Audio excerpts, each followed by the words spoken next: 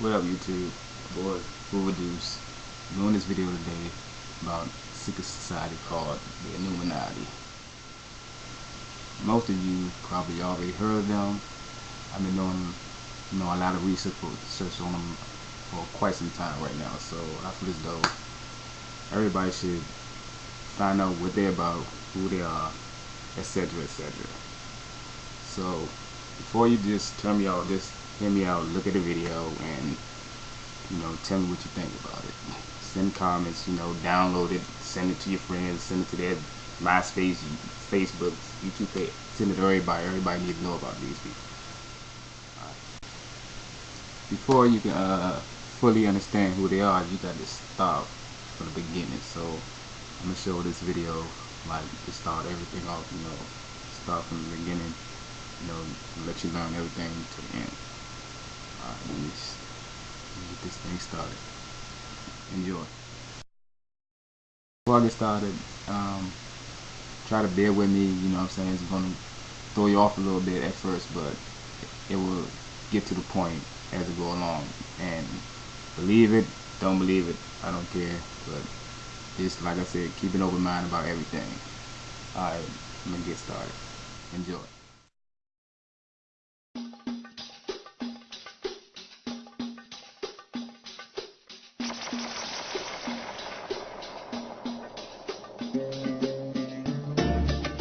1851, in what is now known as Iraq, archaeologist and explorer Sir Austin Henry Layard discovered a library with 22,000 tablets containing what we know to be the earliest writings on Earth. The writings date back to over 6,000 years ago, when the region was known as Mesopotamia, Sumer, and Babylon. Amongst these vast writings is a story which mirrors the book of Genesis in the Bible. It tells a story of a great flood which reshaped the face of the planet Earth and all of her inhabitants. It tells a story of a tower built and the creation of the spoken word.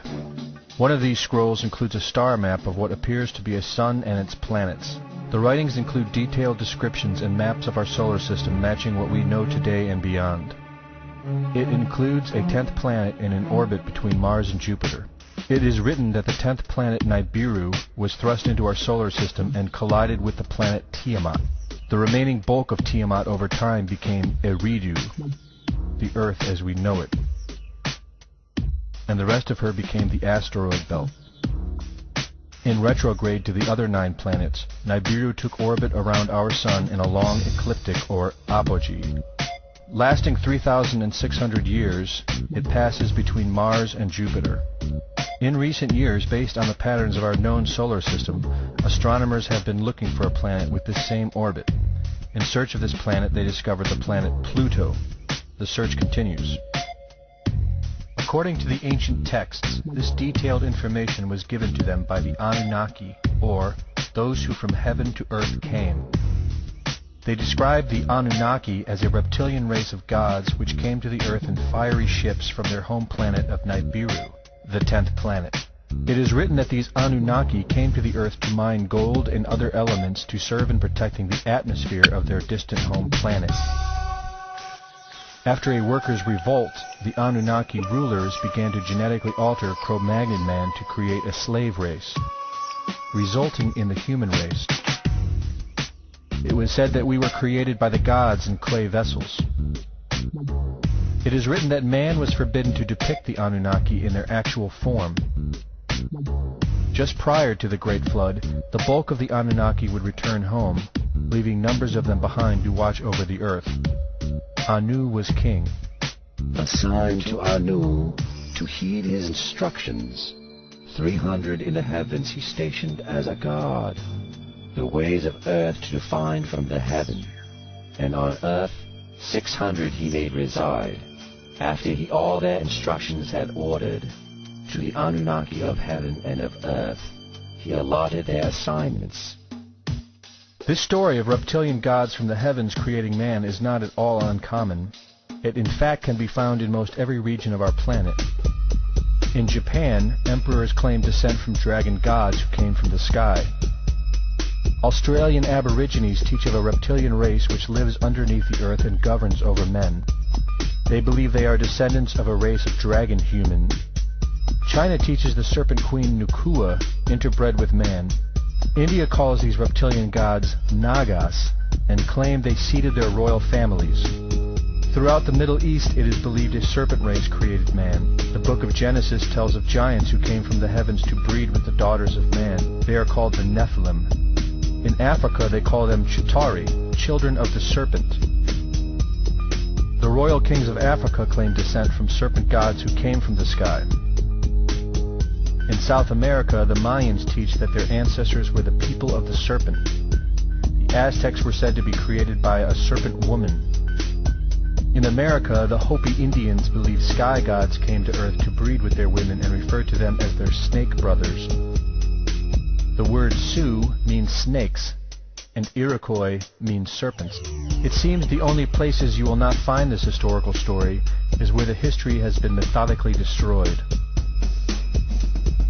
The descendants of King Anu in Sumeria and Babylon can be traced throughout time.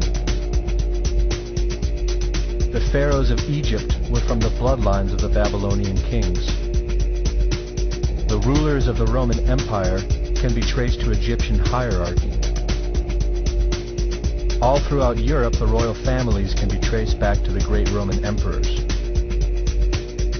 34 of the presidents of the United States are directly descended from European royalty, with the remaining 8 who are only closely related to these same bloodlines. In 1934, President Franklin Roosevelt placed the Great Seal, originally created in 1782 by the Freemasons, on the dollar bill. Represented in the Great Seal is a pyramid and the all-seeing eye, known to be used by the elusive society, the Illuminati. Strung together in conspiratorial confusion are secret societies such as the Illuminati, the Freemasons, and the Bohemian Club. In 1917, National Geographic did a story on a place in Montreal, California called Bohemian Grove. The story reports a place where the world's elite, members of the Bohemian Club, retreat to in late July and conduct an ancient occult ceremony called the Cremation of Care. Every year in July, the world's leaders, media moguls, and members of the World Bank spend 2 weeks of what is known as a men-only retreat at the Grove. In the year 2000, ABC television show World of Wonder infiltrated Bohemian Grove with hidden cameras and aired the video on the BBC.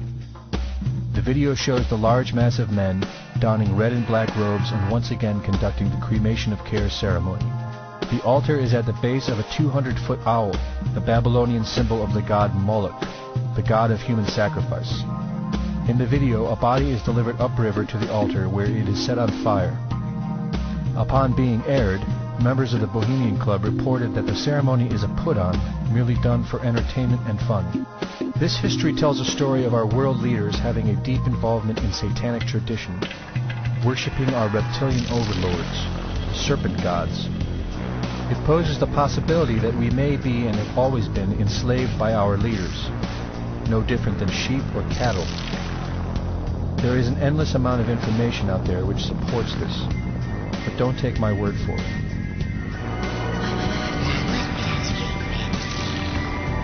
Well, son, a funny thing about regret is that it's better to regret something you have done than to regret something you haven't done. By the way, if you see your mom this weekend, be sure and tell her, Satan! Satan! Satan!